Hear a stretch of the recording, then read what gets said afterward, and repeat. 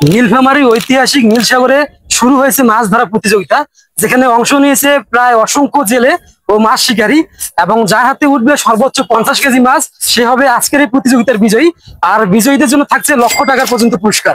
আসসালামু আলাইকুম। এখন আমি আছি নীলফামারীর নীলসাগর দিঘিতে, যেখানে অনুষ্ঠিত হচ্ছে বছরের সবচেয়ে বড় ছিপ দিয়ে মাছ ধরার প্রতিযোগিতা। প্রায় এই দিঘিতে ছেড়ে দেওয়া হয়েছে প্রায় 200 মণ মাছ।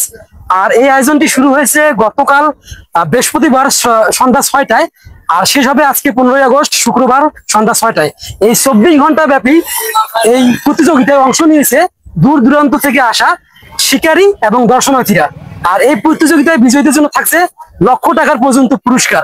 আর এখানে শুধু প্রতিযোগিতা নয়, হচ্ছে মজা, আনন্দ আর পরিবারকে নিয়ে সময় কাটানোর সুযোগ। তো চলুন ফিরে যাই এই প্রতিযোগিতার বিস্তারিত ভিডিওতে। নীলফামারীর প্রাণকেন্দ্রে অবস্থিত নীলসাগর দিঘি, এটি শুধু একটি জলাধার নয়, বরং ইতিহাস, ঐতিহ্য, সংস্কৃতির গৌরবময় প্রতীক। প্রায় 53 একর আয়তনের এই দিঘি তার গভীর নীল রং আর প্রাকৃতিক সৌন্দর্যের জন্য সবার কাছে অনন্য। লোকমুখে শোনা যায়, প্রাচীন রাজা বিরাটের আমলে এই দিঘি খনন করা হয়েছিল।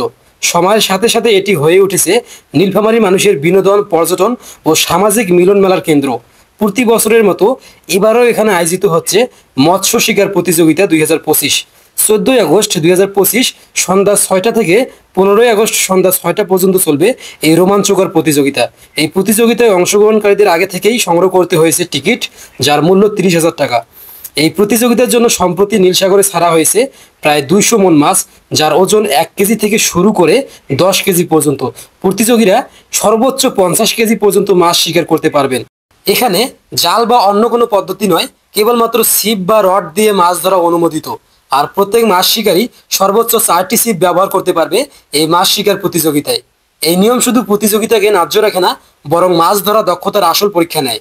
পুরস্কারের দিক থেকেও এই আয়োজন ছিল অসাধারণ।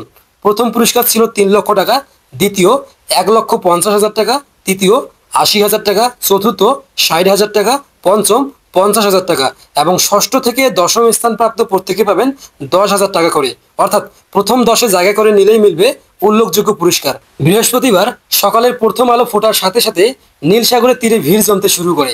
প্রতিযোগীরা হাতে নিজস্ব ছিপ, হুক আর টোপ নিয়ে প্রস্তুত। কেউ নিজের বহু বছরের অভিজ্ঞতা কাজে লাগায়, কেউ আবার নতুন হলেও উৎসাহে ভরপুর। ছিপ পানিতে ছোড়ার মুহূর্তে চারপাশে ছড়িয়ে পড়ে এক অদ্ভুত নীরবতা। সবাই যেন অপেক্ষা করছে রড বাকি ওঠা সেই উত্তেজনাপূর্ণ মুহূর্তের জন্য।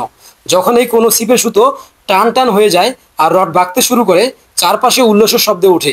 কেউ একেবারে ধরে ফেলে কয়েক কেজির বিশাল রুই বা কাতলা। এই প্রতিযোগিতা শুধু একটি খেলা নয়, বরং এটি মানুষের মিলন মেলা। পরিবারের সদস্যরা আসে প্রতিযোগীদের উৎসাহ দিতে।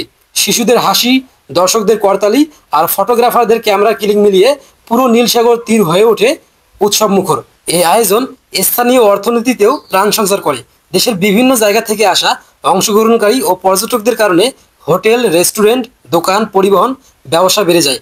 একই সাথে নীলসাগরের পরিস্থিতি আরও ছড়িয়ে পড়ে, যা ভবিষ্যতে পর্যটনের জন্য ইতিবাচক প্রভাব ফেলে।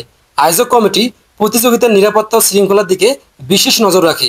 টিকিট, পরিচয়পত্র ছাড়া কেউ অংশ নিতে পারে নাই।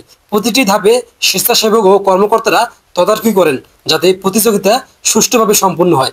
দিন শেষে সূর্য যখন ধীরে ধীরে পশ্চিমে আকাশে হারিয়ে যায়, তখন শুরু হয় প্রতীক্ষিত সময়, ওজন মাপা আর পুরস্কার ঘোষণা। সবার দৃষ্টি তখন বিজয়ীদের দিকে। কার হাতে উঠলো আজকের সবচেয়ে বড় শিকার, কার দক্ষতার ধৈর্য জয় করলো আজকের প্রতিযোগিতার প্রথম পুরস্কার। করতালি, হাসি আর আনন্দের মাঝে শেষ হয় দিনের এই মহা উৎসব।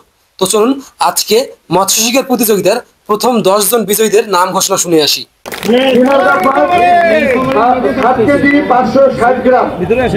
আমরা তাকে অভিনন্দন জানাই তালি দিয়ে। অধিকার করেছে